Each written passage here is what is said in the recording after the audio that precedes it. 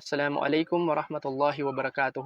Ang pag-uusapan natin ngayon ay patungkol sa ano nga ba ang tunay na tagumpay. Kung gusto mong magtagumpay dito sa mundo at sa kabilang buhay, ang dapat na goal mo ay ang paraiso. Ibig sabihin, ang lahat ng gagawin mo dito sa mundo ay para makuha mo ang pagkalugod ni Allah subhanahu wa ta'ala. At wala kang kukuning halimbawa liban pa kay Propeta Muhammad sallallahu alaihi wasallam dahil siya ang ideal na tao na bilang isang Muslim ay gagawin nating halimbawa.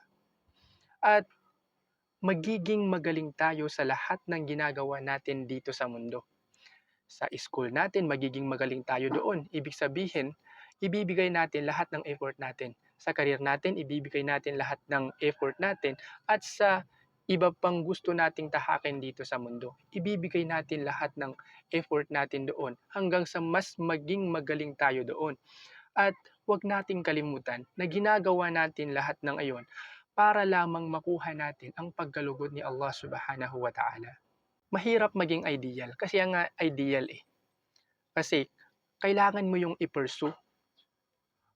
Ibig sabihin, marami kang isasakripisyo para makamit yung tinatawag nating ideal.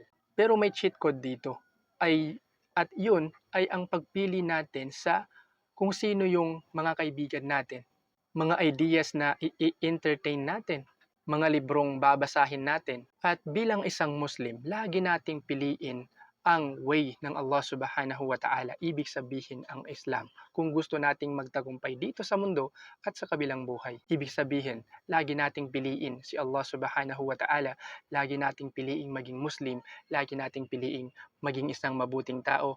Wassalamu alaikum warahmatullahi wabarakatuh.